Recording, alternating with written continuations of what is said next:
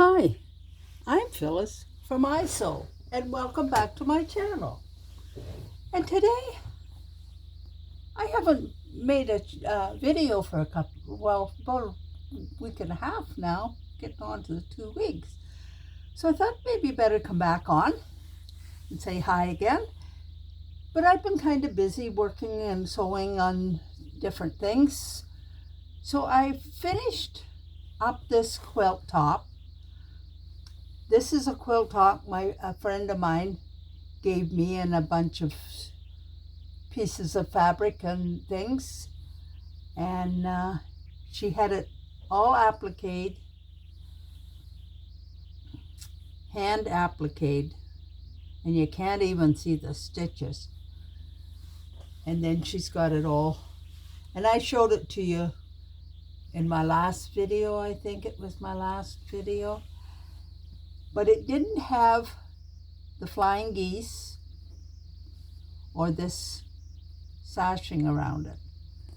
So I put this sashing, made all the flying geese, and I made them on the treadle machine. And that's really good exercise for your legs. And it was fun. I had my machine in for a service, and I can't stop sewing, so I used my treadle machine. And then I put a border on it just to make it a little bit bigger. So it'll be about 90 by 86. I think those about that size anyway.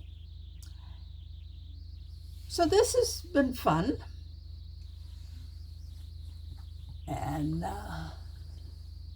there's been a lot of work went in on it.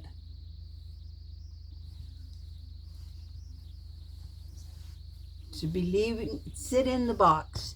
And she started in 2000.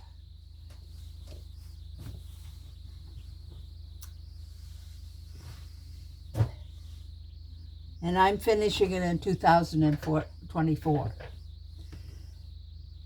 So then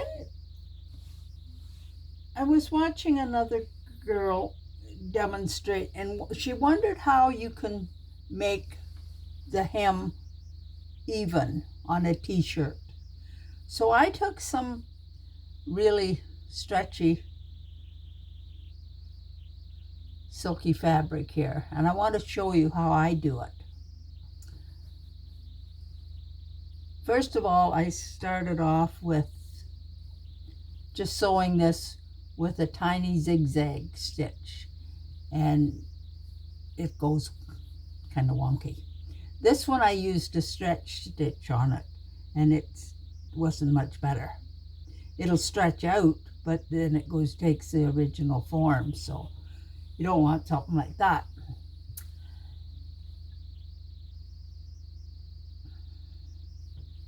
So first of all, when I go to do it, I take and fold the edge in and press it. So I have a line where I want my hem to go, right along there. Let's see, get the right piece here.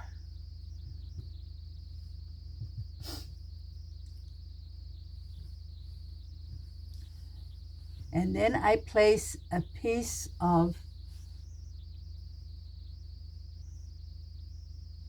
well, it's something like Stitch Witchery, I think is what it's called. I get it at the dollar store or Walmart. And it comes in a little roll like this. And that basically what it is a form of glue. So my crease, I take this and I line it up along that crease and then bring this down over. And then I press it. You see, I have it pressed here so it doesn't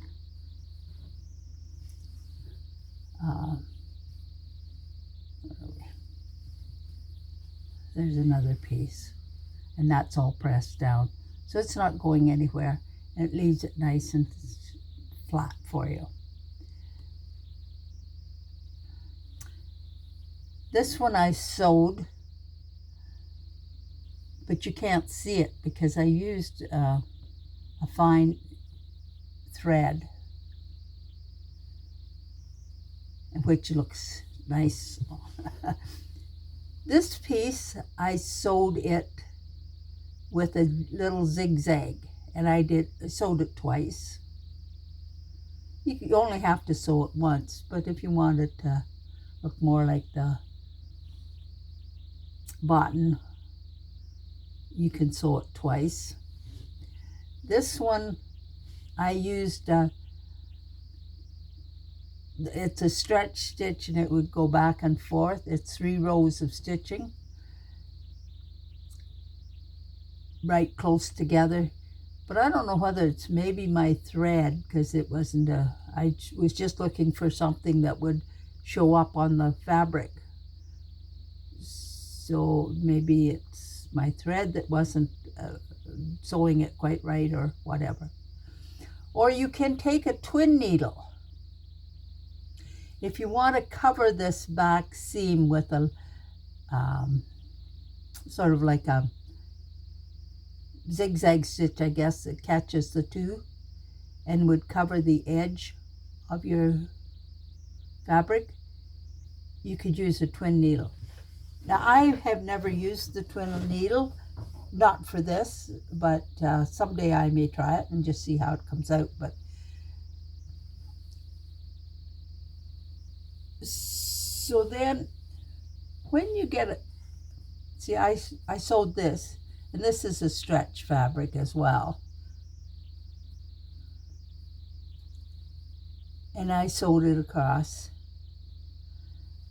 And then this is a little, I was trying to even it up. So I just clipped this edge off if my seam is a little wide. But it makes a nice finish to a t-shirt or something. And then I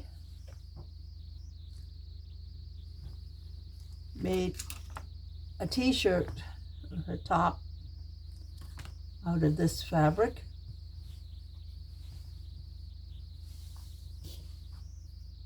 I haven't got it all quite finished yet, but it's pretty well finished. I finished my sleeves the same way, and I just used one line of stitching here because I didn't really think I needed 2 rows of stitching there. And the hem, I did the same, just the 1 row.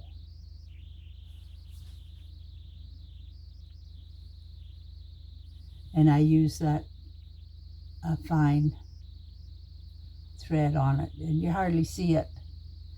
And now this is not going to fray. Of course, you couldn't do it if it was something that was going to fray. You'd have to maybe serge the edge.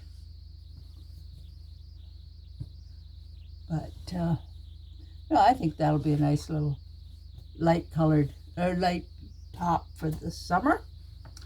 And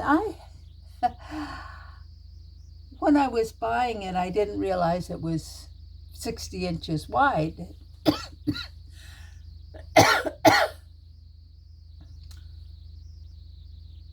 And when I got it home, I realized, oh, I've got enough there to make a skirt. So I made a skirt, so I have a dress. Can make it. I just put a elastic waist on it, and I'll wear my top over top. So, and then I sewed the hem the same way, and you can see how flat that lays. And I lined it, and I did the same. I have to trim this off a little bit yet. But you see how nice and flat it lays. So if you're interested in trying to make a nice hem on a t-shirt or something, try this method, and I think you'll find it really helpful. And it's this stuff. And as I said, you can get it at the dollar store, Walmart, or the dress shops, or, well, not the dress shops, the fabric stores. But it's a glue, is what it is. And it doesn't wash out. And you can actually just, if you don't want to hem it at all, I think you could just get along with just putting this in it.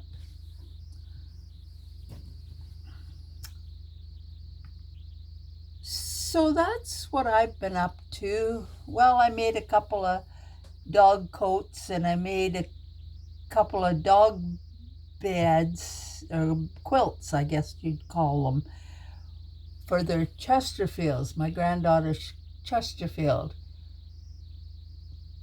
They fit the Chesterfield, the length, plus a couple inches because you need a little extra for the quilting, and the width of the seat of the Chesterfield, or a love seat, or whatever the dog likes to lie on.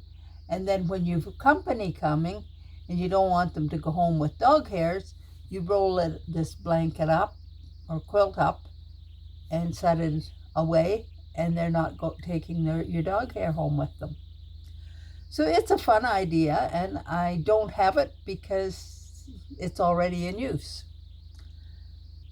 So be sure and subscribe, touch the bell to be notified, and check out my Etsy shop for my doll patterns. And thanks for watching. Bye now.